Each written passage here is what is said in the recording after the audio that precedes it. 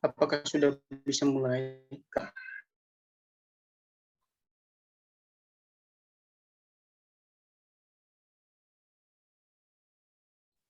Sudah bisa dimulai. Sambil kita menunggu teman-teman ya. Shalom, Kak. Shalom semuanya. Shalom, Oke, shalom semuanya. Baik teman-teman, langsung saja kita akan mulaikan ibadah kita pada malam hari ini. Berhubung waktu kita berjalan, jadi kita sambil menunggu teman-teman, dan namun itu mari kita satukan hati kita dan pikiran kita. Mari kita persiapkan hati kita untuk tertuju kepada Tuhan. Mari kita tinggalkan semua kesibukan kita.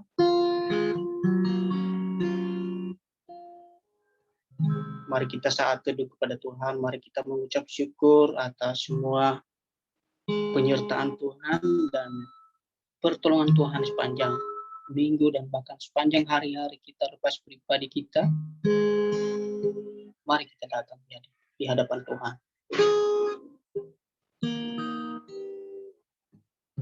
Terima kasih Tuhan Yesus, terima kasih buat kesempatan ini. Dan kiranya kesempatan ini kami boleh menyenangkan hatimu dan boleh kami memuji Engkau dengan sungguh-sungguh, dengan penuh kerinduan. Dan kami yakin dan percaya Engkau yang memberkati ibadah kami ini dapat berkenan dan menjadi harum di hadapan-Mu. Begitu juga teman-teman kami ya Tuhan yang akan menyusul, dan kiranya Engkau berkati mereka dimanapun mereka berada, dan kiranya mereka hadir bersama-sama dengan kami, dengan menikmati kehadiran Tuhan dan menikmati berkat dan kebenaran firman Tuhan. Terima kasih Tuhan Yesus, haleluya, amin. Oke, langsung saja mari kita nyanyikan lagu pujian, Kau sungguh indah tiada taranya.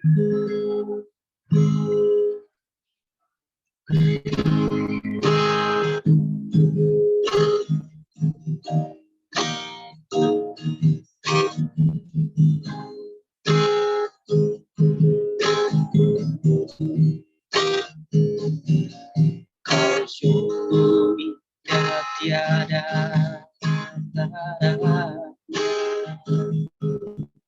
sungguh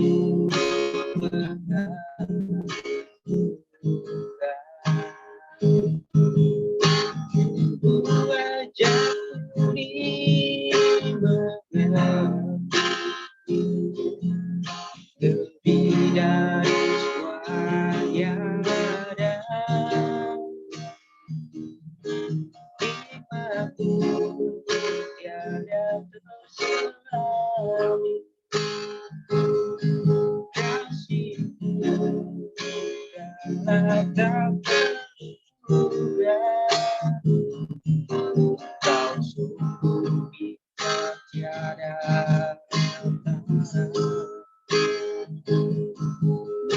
mulia dan berkuasa. Mari kita nyanyikan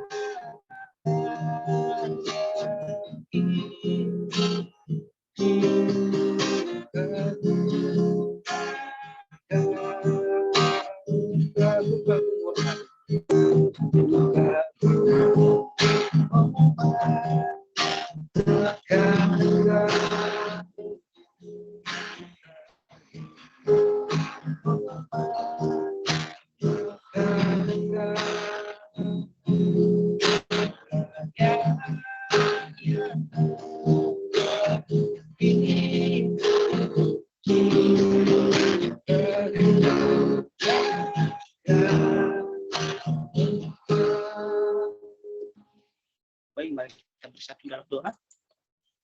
Terima kasih Tuhan Yesus, terima kasih buat kesempatan yang telah Engkau berikan kepada kami pada malam hari ini. Itu semua karena rencana Tuhan, dan itu semua karena tujuan hidup kami, di mana kami saat ini mau bersyukur, mau datang di hadapan-Mu Tuhan, dengan kesungguh-sungguhan hati kami. Kami yakin dan percaya rencana dan tujuan dapat memberkati kami pada malam hari ini, dari kiranya ibadah persekutuan kami ini dan dapat berkenan di hadapan-Mu, dan ampuni juga kesalahan dan dosa kami Tuhan, dan kiranya ibadah kami ini dapat menjadi harum dan berkenan di hadapan Tuhan Yesus. Terima kasih Tuhan Yesus, berkati juga kami pada malam hari ini yang sudah hadir. Kiranya segala gangguan dan kami serahkan ke dalam tangan-Mu, dan kiranya ibadah kami pada malam hari ini dapat berjalan dengan baik, tanpa kekurangan apapun, dan kami serahkan seluruh jiwa raga kami dan beserta juga khusus anggota-anggota pengurus dan begitu juga anggota pengurus NYG, dan kiranya Engkau berkati dan kiranya boleh hadir bersama kami di tempat ini. Terima kasih Tuhan Yesus, berkati kami. Hanya di dalam nama Yesus Kristus kami telah berdoa dan ucap syukur. Haleluya. Amin.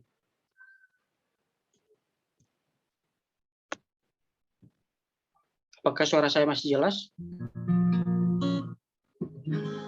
Amin, jelas. Yes. Jelas, Brother. Baik.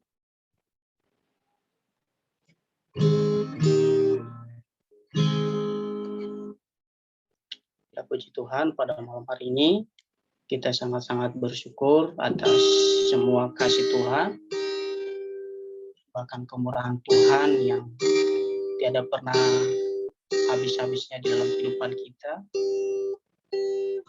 Bahkan sepanjang minggu ini kita bisa hadir, itu bukan karena kemampuan dan kehebatan kita. Mari kita nyanyikan lagu ini, oleh karena kemurahan Tuhan.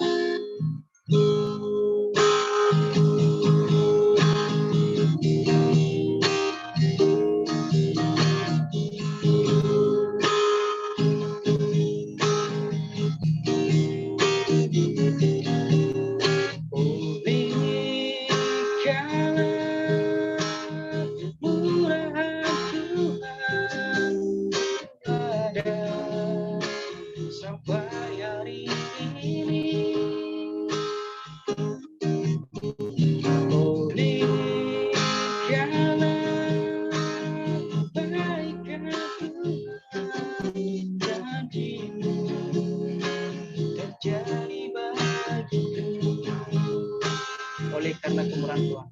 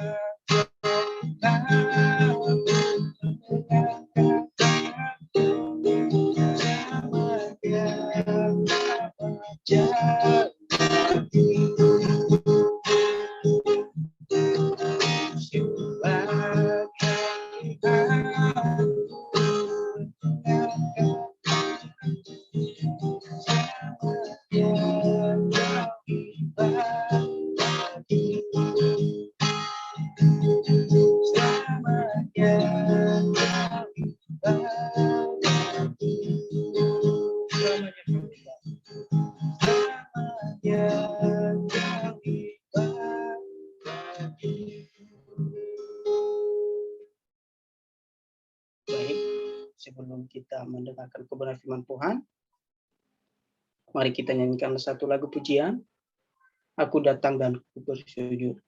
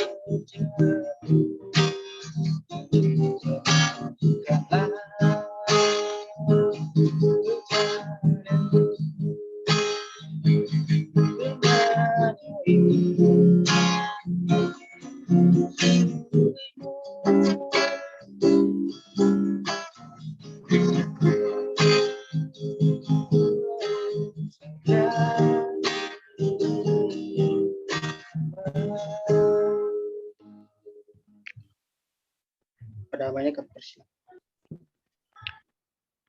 Iya, sebelum kita mendengarkan firman Tuhan, kita satu di dalam doa. Tuhan Allah Bapa di surga, kami sangat bersyukur dan berterima kasih buat segala anugerah-Mu. Pada malam hari ini Tuhan kami kembali mau beribadah di hadapan-Mu. Dan sebentar Tuhan kami akan mendengarkan firman-Mu ya Tuhan. Engkau tolong hamba-Mu ya Tuhan yang mau menyampaikan firman-Mu. Engkau sembunyikan hamba-Mu di belakang salib-Mu ya Tuhan. Karena hamba-Mu tidak tahu apa-apa ya Tuhan. Sungguh banyak kelemahan dalam penyampaian nanti firman-Mu ya Tuhan. Tetapi dengan kuasa Roh Kudus-Mu yang terus mengurapi hamba-Mu Tuhan yang terus berkata-kata di dalam bibir hamba-Mu. Sehingga firman-Mu Tuhan dapat tersampaikan kepada hamba para jemaat-Mu ya Tuhan. Pada saat ini Tuhan kami menyerahkan seluruh tubuh jiwa raga kami dalam tangan-Mu. Dan kiranya Engkau yang memberikan ketenangan bagi kami untuk mendengarkan firman-Mu. Kami siap mendengarkan firman-Mu Tuhan. Di dalam Kristus Yesus kami percaya hanya kuasa-Mu yang nyata dalam kehidupan kami pada malam ini. Dalam nama Tuhan Yesus kami telah berdoa dan mengucap syukur. Haleluya. Amin. Salam Amin. semuanya. Salam. Shalom, Kak. Halo. Halo. Apa kabar semuanya? Luar Apakah biasa. dalam keadaan baik-baik saja? Baik. Tuhan baik semua. Oke, puji Tuhan semuanya dalam keadaan baik-baik saja. Dan tentunya kita sangat bersyukur karena itu adalah pertolongan Tuhan semata yang kita terima di dalam kehidupan kita yang dikaruniakan Tuhan kepada kita. Jadi kita sebagai anak-anak yang percaya, kita terus menyembah Dia, terus mempersembahkan kehidupan ini kembali ke dalam tangannya karena kita percaya bahwa sumber kehidupan kita adalah hanya di tangan Tuhan. Pada malam hari ini kita akan mendengarkan firman Tuhan. Ini yang kedua kalinya saya akan menyampaikan renungan atau firman Tuhan kepada kita lewat Zoom di ibadah komsel ini. Dan tentunya banyak mungkin nanti kelemahan. Tapi kita sama-sama belajar untuk memahami apa ya kebenaran firman Tuhan yang akan kita dengar pada malam hari ini. Kebenaran firman Tuhan yang kita dengar pada malam hari ini terambil dari Ibrani pasal 5 ayat 5 sampai 10. Tentunya sudah ada di ikon di grup, sudah di-share. Nah, dengan judul yang saya siapkan di situ, Damai Bersama Kristus. Kristus yang mendamaikan. Kristus yang mendamaikan. Nah, tentunya apa yang dimaksud dengan damai? Kita harus tahu dulu apa yang dimaksud dengan damai. Menurut KBBI, damai itu tidak ada perang, tidak ada kerusuhan, tentram, tenang, keadaan tidak ada kerusuhan atau ada yang bermusuhan. Yang penting namanya damai itu adalah aman, tentram. Itu nama yang namanya damai. Lalu sesuai dengan tema kita, Kristus yang mendamaikan. Apa yang didamaikan? Kristus. Nah, apa yang didamaikan Kristus dalam kehidupan kita itu? Yang tentunya kita tahu apa segala hal yang didamaikan Kristus, terlebih-lebih Kristus yang mendamaikan ini antara hubungan kita dengan Allah Bapa dengan manusia. Yang pada waktu pertama kali manusia diciptakan dan pertama kali jatuh manusia ke dalam dosa. Nah, dari belenggu-belenggu dosa, dari habitatnya manusia yang naturnya manusia hidup di dalam dosa, disucikan kembali, didamaikan kembali antara hubungan yang sudah ada tembok antara Allah dengan manusia. Dengan adanya Kristus, dengan adanya penderitaan, Dia yang mendamaikan dengan darahnya. Nah, itu yang Kristus damaikan. Antara hubungan kita dengan Allah kembali. Sekarang kita bebas. Bebas untuk mau beribadah kepada Tuhan, tidak lewat para imam lagi, tapi kita langsung bisa berhadapan dengan Tuhan. Lewat pribadi pun bisa. Nah, itu yang perlu kita syukuri. Nah, lewat kebenaran firman Tuhan pada malam hari ini, sesuai dengan teks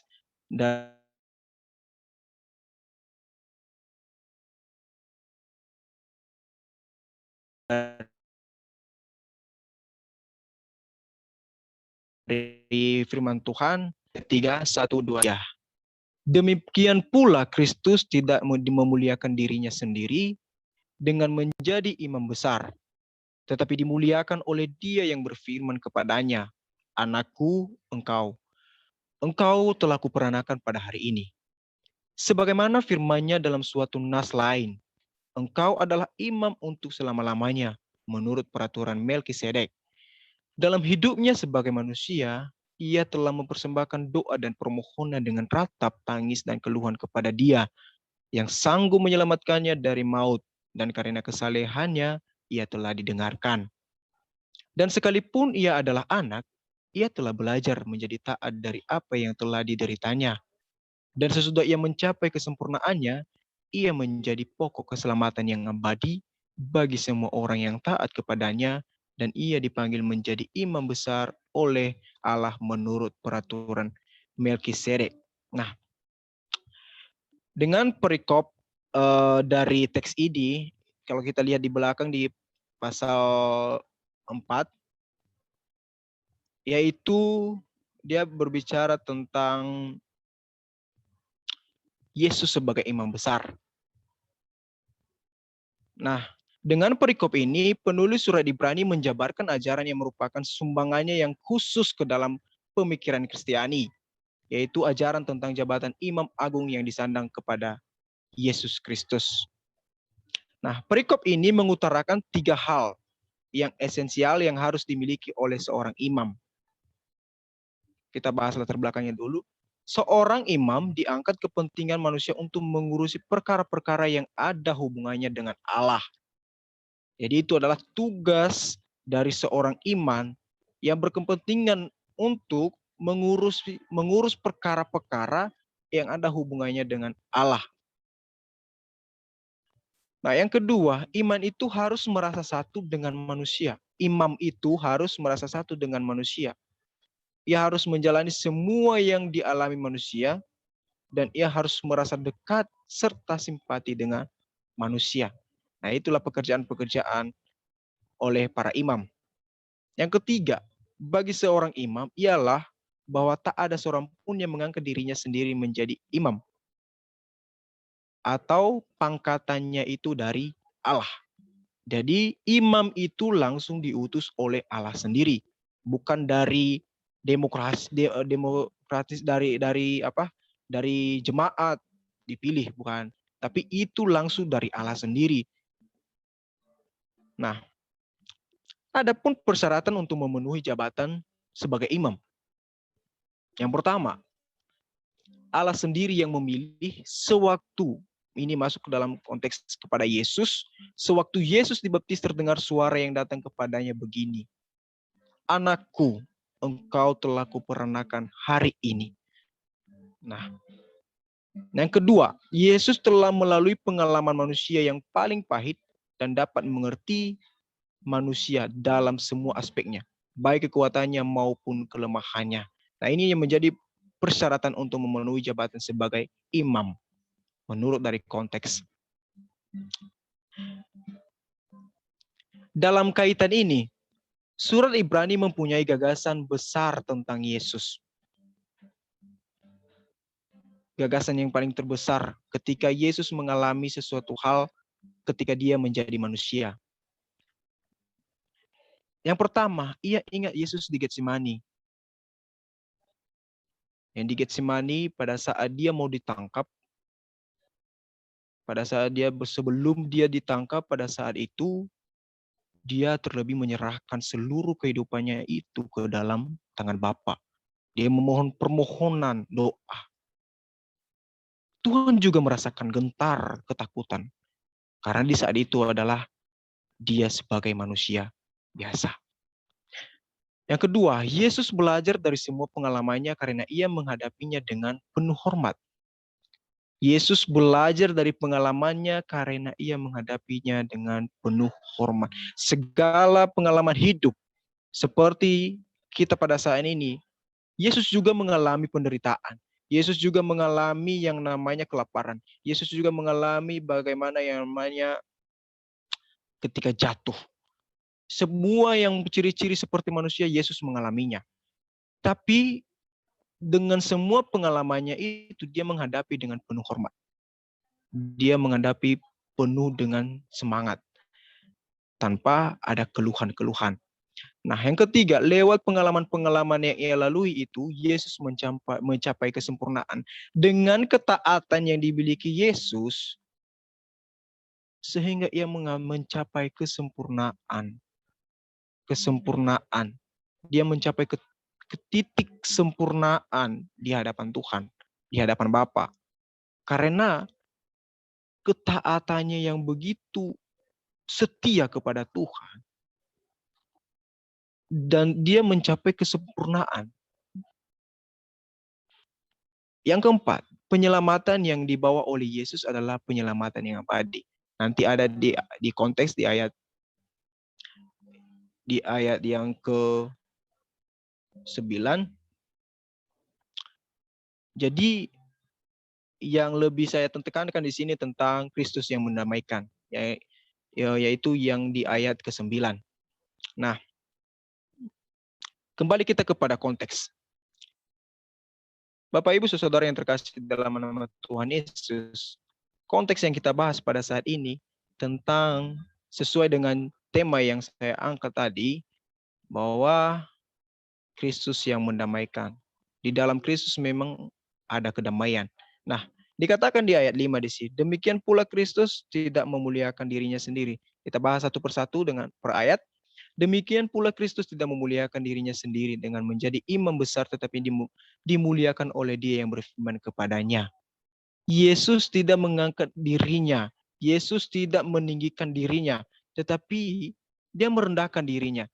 Dengan, kalau kita perhatikan kalimat ini, demikian pula Kristus tidak memuliakan dirinya, tidak menyombongkan dirinya sendiri dengan menjadi imam besar, tetapi dimuliakan oleh Bapa yang di surga.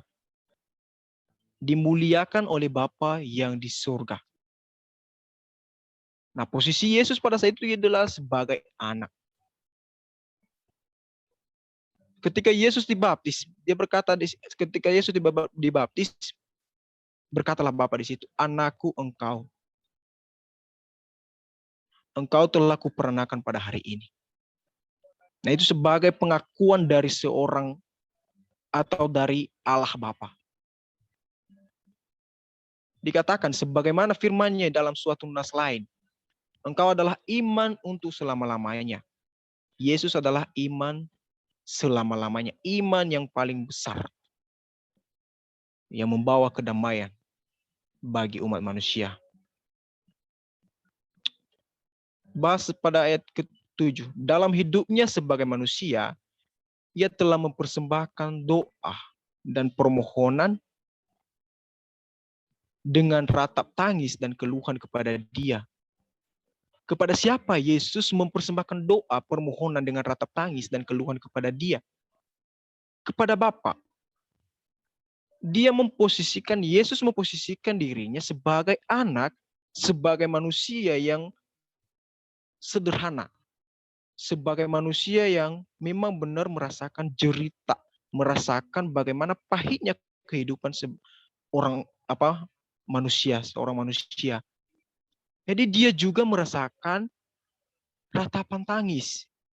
Dan dia ingat hidupnya sebagai manusia, ia akan mempersembahkan hidupnya, mempersembahkan doa dan permohonan dengan ratap tangis dan keluhan kepada Dia, kepada Bapa. Karena di dalam Bapa, Yesus mengakui bahwa yang sanggup menyelamatkannya dari maut. Yesus sendiri mengakui Bapa sebagai penyelamat dari maut, atau Tuhan sebagai penyelamat dari maut. Dan oleh karena kesalehan Yesus, Ia telah didengarkan. Oleh karena kesalehan Yesus, oleh karena ketaatan Yesus, oleh karena kesetiaan Yesus mengikuti segala perintah dari Bapa, sehingga Bapa yang di surga mendengarkan seruannya. Yesus sangat memposisikan dirinya sebagai manusia biasa. Kalau kita belajar secara teologis, ada dua natur Yesus. Ada natur Allah dengan natur manusia. Dengan ratapan yang dipakai Yesus di sini adalah sebagai natur manusia.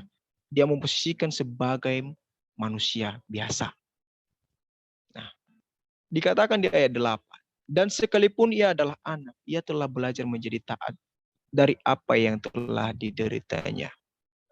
Nah, tidak semua, kadang-kadang kita di sini, derita itu menjadi sesuatu hal yang menghancurkan bagi kita. Tapi kita belajar dengan Yesus. Dia katakan di sini, ia belajar menjadi taat dari apa yang dideritanya.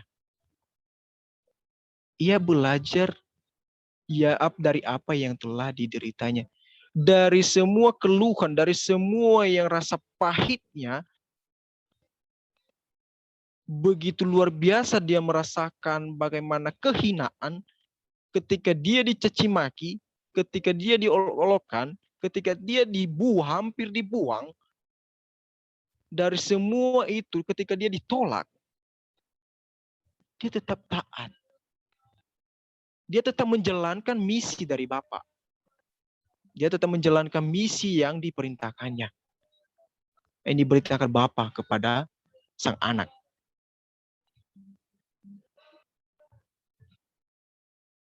Dan sesudah ia mencapai kesempurnaannya, nah, ini sesudah dia mencapai kesempurnaannya.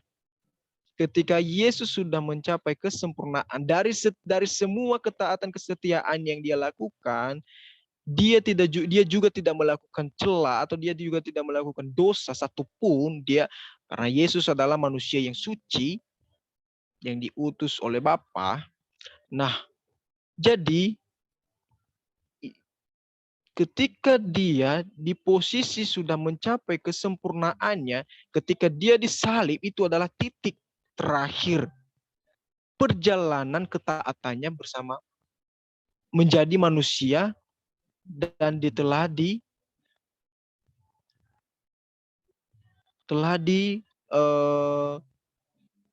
sertai dengan Allah Bapa. Jadi disalib itu adalah titik terakhir. Titik terakhir Yesus menyelesaikan segala derita yang ia alami. Jadi itu adalah titik kesempurnaannya yang membawa kedamaian, dengan darah Yesus yang membawa kedamaian. Dan ia menjadi pokok keselamatan yang abadi bagi semua orang yang taat kepadanya. Yesus adalah pokok keselamatan yang abadi dari semua orang yang taat kepadanya. Nah, Bapak Ibu Saudara yang terkasih di dalam nama Tuhan Yesus, perlu kita meneladani bagaimana kehidupan perjalanan Yesus. Bagaimana Yesus taat menjalani perintah yang diperintahkan kepadanya. Dari awal dia melayani. Dari awal Yesus melayani. Satu pun tidak pernah, walaupun dia dicobai dari padang gurun, dia tidak pernah berkompromi dengan dosa. Dia selalu berpegang pada misi. Berpegang pada komitmen.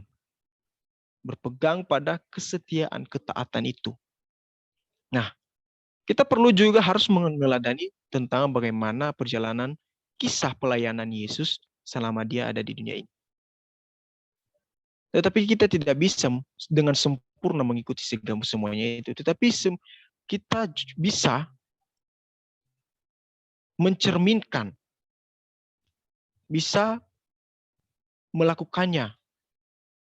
Karena kita juga tidak terlepas dari kesalahan, kita tidak terlepas dari,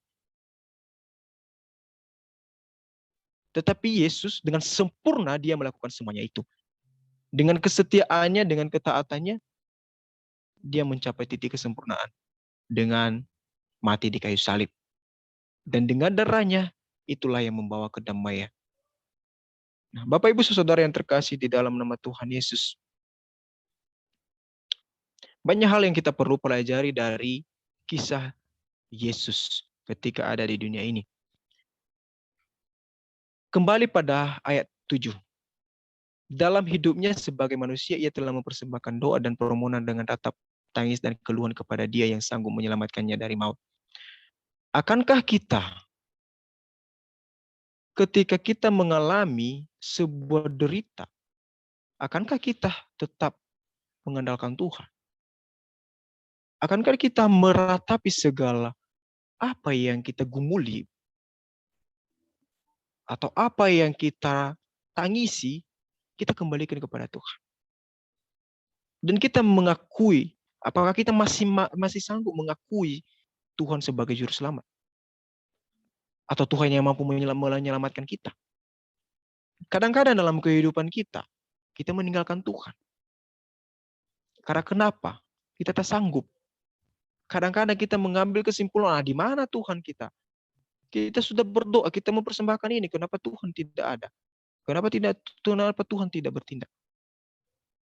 Kadang-kadang itu yang terjadi, Bapak Ibu Saudara kita kasih dalam Tuhan Yesus. Nah, kita belajar dengan Kristus. Kita belajar dengan Yesus Kristus. Dia sanggup melakukan semuanya. Karena apa? Dia tak pernah lupa siapa yang mengutus dia. Dia tak pernah lupa siapa yang menyelamatkan dia. Dia selalu ingat kepada siapa dia harus meratapi semuanya, kepada siapa dia harus menyerahkan semuanya. Yesus selalu menyerahkan kehidupannya melalui doa bersama Bapa. Nah, begitu juga dalam kehidupan kita. Pernahkah kita ketika kita mengalami sesuatu hal, langsung kita berdoa? Atau malah kita ke orang lain dulu? Kita mengutamakan yang di samping kita dulu. Kita curhat di situ. Kadang-kadang kita seperti itu, Bapak Ibu Saudara-saudari. Tetapi kita belajar bahwa Yesus dengan rasa pahitnya dia menjalankan kehidupannya di dalam dunia, dia tetap mengembalikan kepada Bapa yang sanggup menyelamatkannya dari maut. Dan oleh karena kesalehan kita, oleh karena ketaatan kita juga yang kita pegang, kenapa orang kaget? Kenapa orang taat? Karena dia mempunyai suatu prinsip, dia mempunyai suatu pengakuan, dia tahu bahwa kepada siapa dia percaya. Kadang-kadang orang kenapa nggak taat? Dia meragukan Tuhannya. Dia meragukan apa yang dia percayai. Jadi Bapak Ibu Saudara yang terkasih dalam nama Tuhan Yesus, apapun goncangan kehidupan, apapun yang kita derita, apapun yang kita alami, maupun itu nyawa taruhannya sekalipun, Yesus memberikan teladan bagi kita. Sekalipun juga kita mati bersama Kristus, asalkan kita hidup benar, seperti Paulus mengatakan bahwa hidup untuk Kristus, mati adalah keuntungan.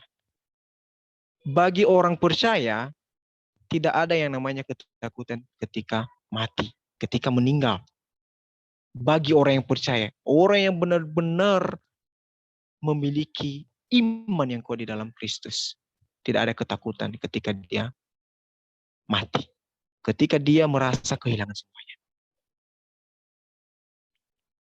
Jadi Bapak Ibu Saudara yang terkasih di dalam nama Tuhan Yesus,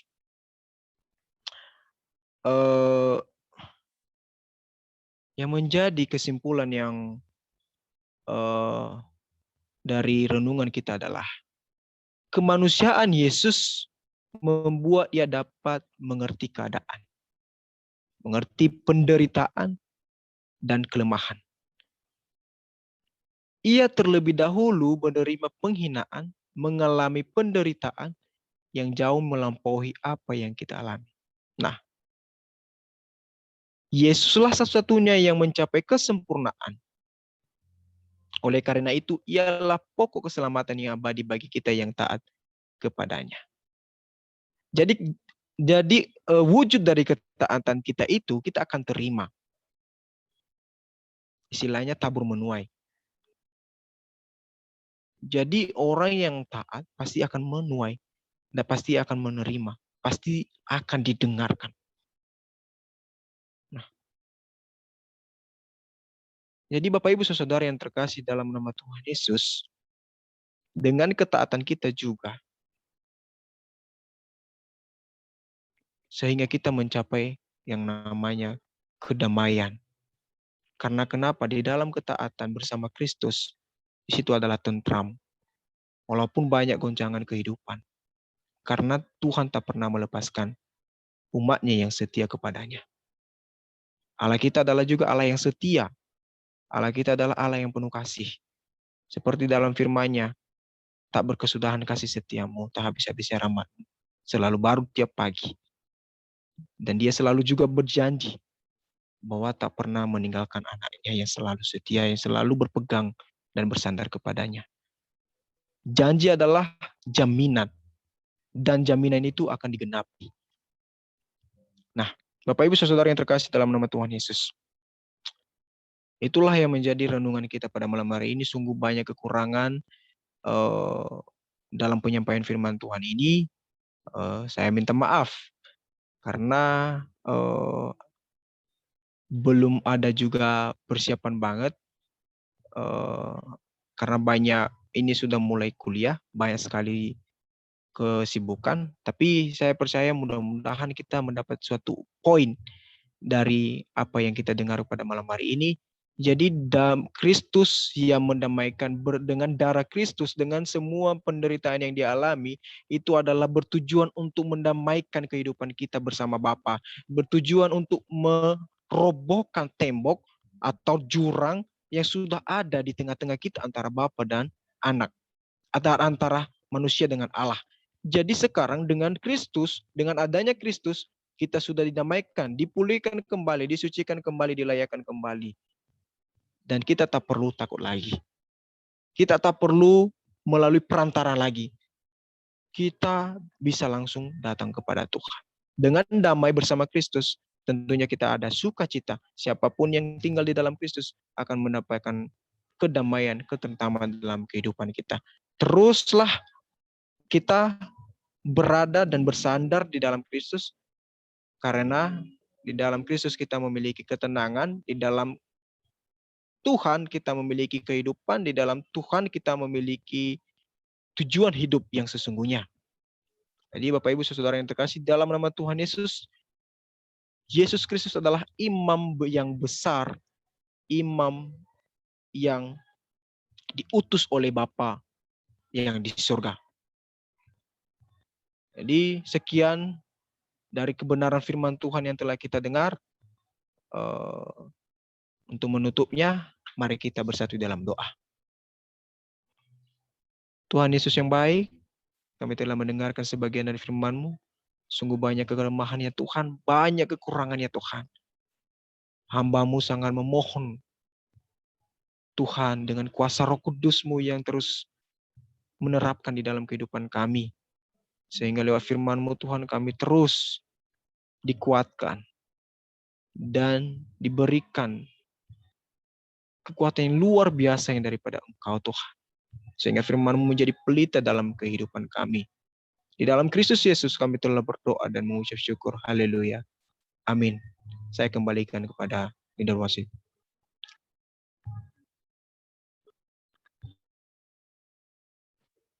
Oke, terima kasih atas firman Tuhan yang sangat berkati kita pada malam hari ini.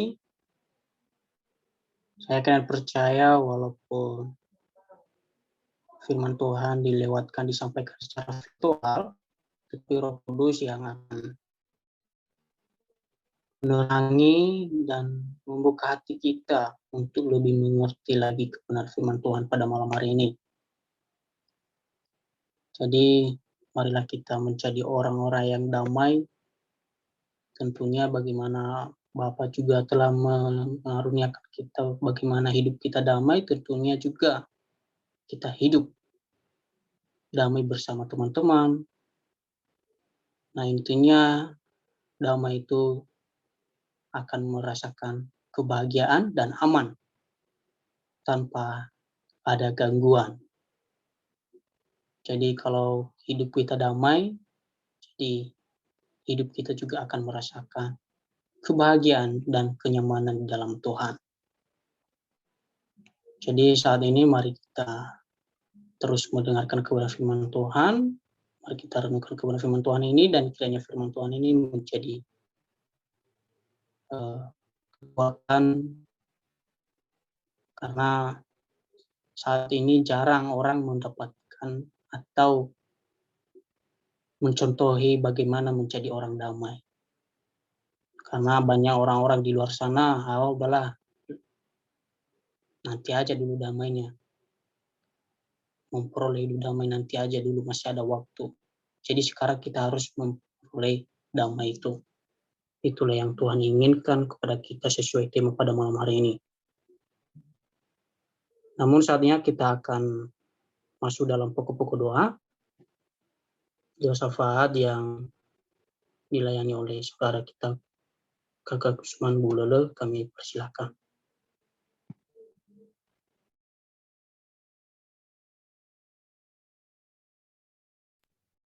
Oke, guys, shalom. Ya baik teman-teman, langsung saja kalau ada doa dari teman-teman, silakan untuk disampaikan. Kalau bisa juga melalui chat, kalau enggak chat juga langsung bilang melalui mute. Silakan dimulai bersaudara.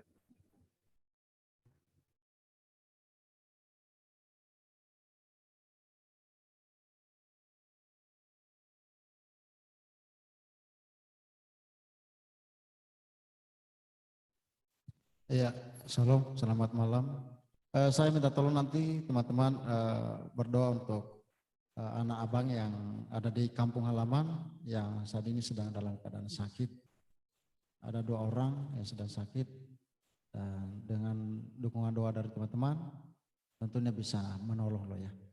Itu pokok doa dari saya, terima kasih. Terima kasih. Dari teman-teman lain, silakan.